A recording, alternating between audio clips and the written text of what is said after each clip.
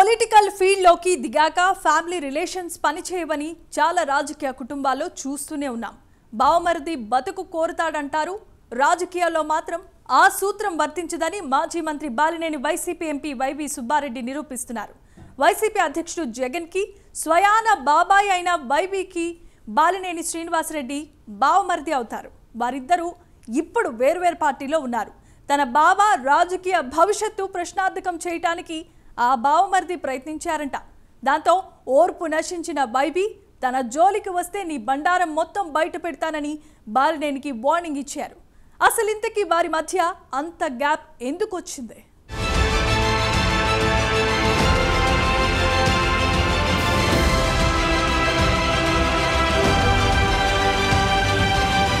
ప్రకాశం జిల్లా అద్దంకి ప్రాంతానికి చెందిన వైసీపీ రాజ్యసభ సభ్యుడు వైవి సుబ్బారెడ్డి, ఒంగోలు మాజీ ఎమ్మెల్యే మాజీ మంత్రి బాలినేని శ్రీనివాసరెడ్డి ఇద్దరు వైఎస్ కుటుంబానికి దగ్గర బంధువులు. వారిద్దరి మధ్య కూడా దగ్గరి చుట్టరికం ఉంది. వైవి సోదరిని బాలినేని శ్రీనివాసరెడ్డి భార్య. అటు చూస్తే దివంగత ముఖ్యమంత్రి వైఎస్ రాజశేఖర రెడ్డికి వైవి సుబ్బారెడ్డి తోడలుడు. అంటే మాజీ సీఎం జగన్ కు బాబాయ్ వరుస అవుతారు. అలాగే బాలినేని కూడా జగన్ కి మామయ్య అవుతారు.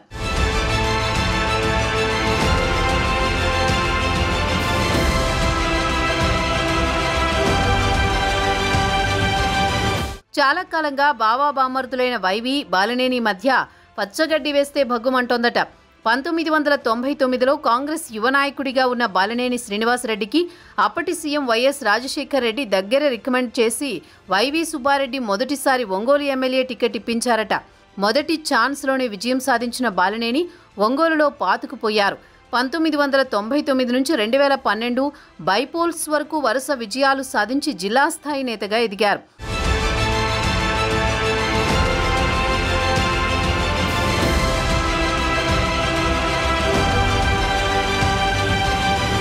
బాలినేని 2009లో గెలిచినప్పుడు ఆయనకు మంత్రి పదవి దక్కింది. అది కూడా వైఎస్కు వైవి రికమెండ్ చేయడం వల్లే దక్కిందంటారు. వైఎస్ అకాల మరణంతో మారిన రాజకీయ పరిణామాలతో జగన్ కాంగ్రెస్ నుంచి బయటకొచ్చి వైసీపీని స్థాపించారు. అప్పటి వరకు మంత్రిగా ఉన్న బాలినేని అది కొత్త పార్టీ అని కూడా ఆలోచించకుండా మంత్రి పదవికి కాంగ్రెస్కు రాజీనామా చేసి జగన్ వెంట నడిచారు.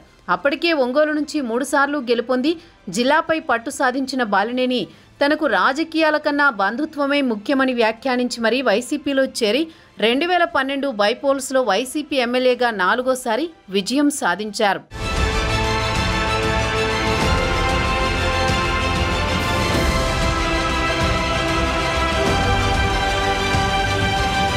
ఆ తర్వాత రాష్ట్ర విభజన ఎఫెక్ట్తో వైసీపీ ఆంధ్రప్రదేశ్కే పరిమితమైంది. 2014 ఎన్నికల్లో తెలంగాణలో వైసీపీ ఖాతా తెరిచినప్పటికీ గెలిచిన 4 విలీనం పేరుతో టీఆర్ఎస్లో చేరిపోవడంతో ఆ రాష్ట్రంలో వైసీపీ దుకాణం సర్దేసింది. ఇటు ఏపీలో కూడా ఎన్నికల్లో జగన్ పార్టీ ప్రతిపక్షానికే పరిమితమైంది. అప్పటి వరకు హైదరాబాద్లోనే ఉంటూ వైఎస్కు రాజకీయ సహాయకుడిగా ఉన్న వైవి సుబ్బారెడ్డి జగన్ పక్షాన చేరి ప్రత్యక్ష రాజకీయాల్లో ఎంట్రీ ఇచ్చారు.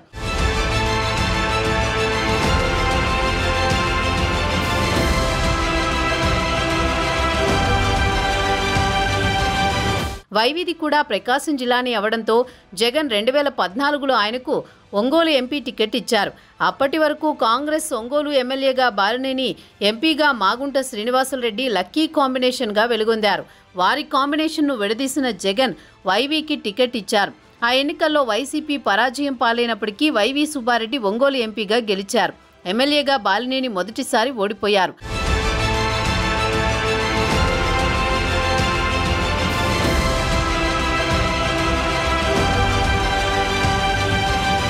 అప్పటి వరకు జిల్లాలో తిరుగులేని నేతగా ఉన్న బాలినేని శ్రీనివాసరెడ్డి అసలే ఓటమి బాధలో ఉంటే ఎంపీగా గెలిచినప్పటి నుంచి వైవి ఆయనకు తలనొప్పిగా తయారయ్యారట. జిల్లాపై పట్టు కోసం వైవి సుబ్బారెడ్డి ప్రయత్నాలు మొదలుపెట్టడం బాలినేనికి మింగుడు పడలేదట. ఆ క్రమంలో బావా బామర్దులు ఒకరిపై ఒకరు జగన్కు ఫిర్యాదులు చేసుకుంటూ పంచాయతీలు పెట్టేవారట.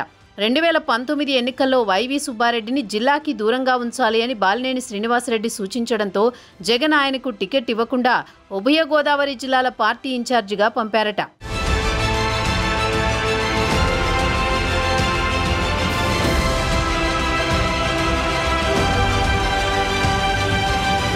2019 ఎన్నికల్లో వైసీపీ ఘన విజయం సాధించడంతో బాలినేని శ్రీనివాసరెడ్డికి మంత్రి పదవి దక్కింది.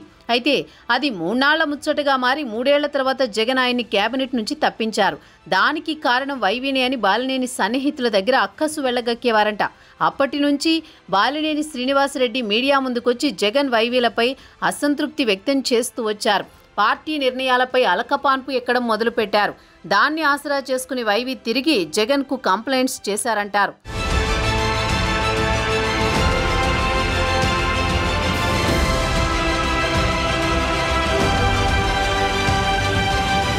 చివరకు జిల్లాలో సీనియర్ నేత 5 సార్లు విజయం సాధించిన బాలినేనికి 2024లో టికెట్ లేదన్న ప్రచారం కూడా జరిగింది.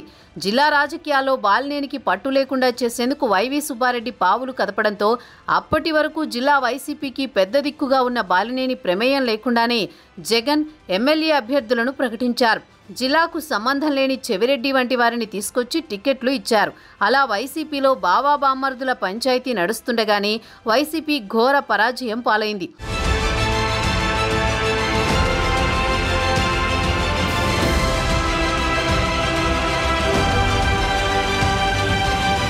ఒంగోలులో ఓడిపోయిన బాలినేని తనకు విలువలేని చోట తనకు గౌరవం ఇవ్వని పార్టీలో ఉండనంటూ వైసీపీకి గుడ్ బై చెప్పి జనసేనలో చేరిపోయారు. దాంతో వైవీ సుబ్బారెడ్డి తన బామ్మర్దిపై విమర్శలు గుప్పిస్తున్నారు. ఆ క్రమంలో మరోసారి తన గురించి మాట్లాడితే నీ బండారం బయట పెడతానని వైవీకి బాలినేని స్ట్రాంగ్ వార్నింగ్ ఇచ్చారట. ఆ విషయం బయటకు పొక్కడంతో బాలినేనికి తెలిసిన వైవీ బండారం ఏంటా అన్న చర్చ జరుగుతోంది.